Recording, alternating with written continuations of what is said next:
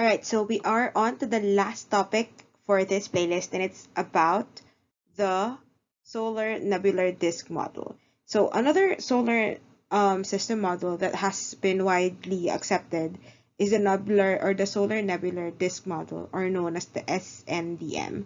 So it incorporates the components of the nebular hypothesis and solves the original problems of the Kant-Laplace's hypothesis.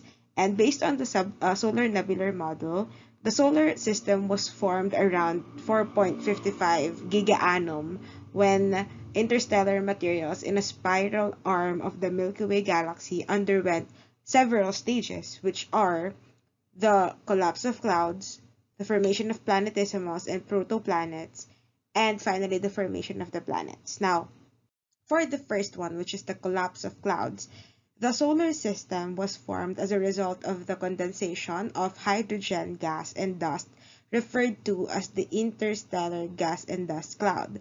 Shockwaves from the explosion of a neighboring star, known as the supernova, may have caused the dust and gas clouds in some region of the nebula to compress, causing these regions to collapse. And without this violent disturbance, the gas and dust cloud would remain a cloud, expanded and uncondensed. And the gas and dust cloud would continue to collapse due to the force of gravity, and the center compressed enough to become a protostar, leaving the outer material suspended around a center.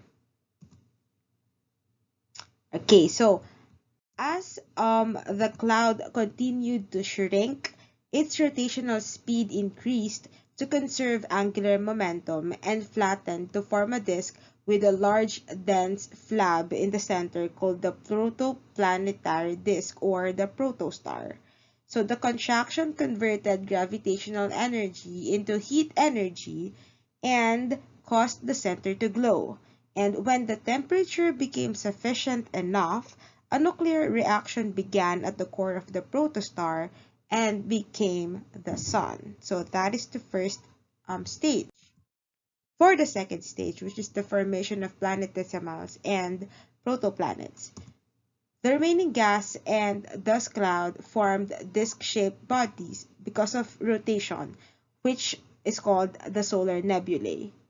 The solar nebulae came together to form planets, and according to the theory, the formation of the planets involved several stages. So, the first stage is the accretion of grain-sized particle to form centimeter-sized particles, which would later grow to several kilometers in diameter. And the objects formed are called planetesimals. Second stage involves the formation of more massive objects from coalescing planetesimals, and the massive objects are referred to as protoplanets. This later on will become planets. And for the third stage, which is the formation of the planets, there is a temperature difference in the disk nebula, or the protosun. The disk is hotter near the center and cooler farther away, which allowed differentiated condensation. Now, as the radius of the protosun increases, the temperature becomes cooler and more materials condense. So take note, we have what we call a frost line, and this indicates the transition from the warm inner regions to the cool outer regions. So in the warm inner regions, terrestrial planets are formed, while the Jovian planets are formed in the outer cooler regions. Okay, so next, since we have mentioned terrestrial and Jovian planets, how are these formed? So, terrestrial planets are formed through the process of accretion. So, accretion is the process where microscopic solid particles condense to form a large mass, which becomes planets. The particles stick together through electrostatic force until they are massive enough or big enough to attract via gravitational force. And soon, they become big enough to be considered planetesimals, and they continue growing in size until they reach a limiting size where gravity cannot keep them together anymore. Next, we have the Jovian planets. So, the process of accretion also happens in the formation of Jovian planets. However, the process occurs beyond the frost line where hydrogen compounds such as water are available in larger amounts. So as a result, the planetesimals that underwent accretion in the outer solar system contain large amount of ice. They are also larger in size due to the amount of materials available, and the planetesimals continue to grow in size, large enough to capture hydrogen and helium gas, which make up 98% of the solar nebula via gravitational pull. So the captured gas by the planetesimals become a spinning disk around the planetesimal that looks like a mini solar system.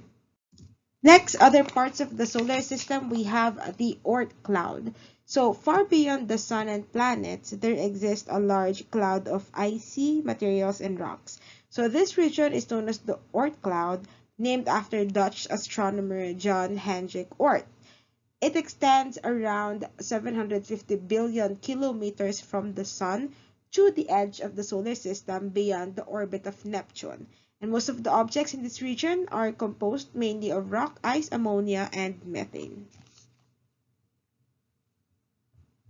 Okay, next, so located 4.5 billion kilometers from the sun is the Kuiper Belt.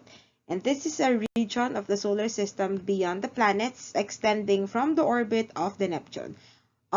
Take note, Oort cloud is so much farther than the Kuiper Belt, and Kuiper Belt is named after the Dutch-American astronomer Gerard Kuiper, and it is composed of rocks, methane, ammonia, and also ice.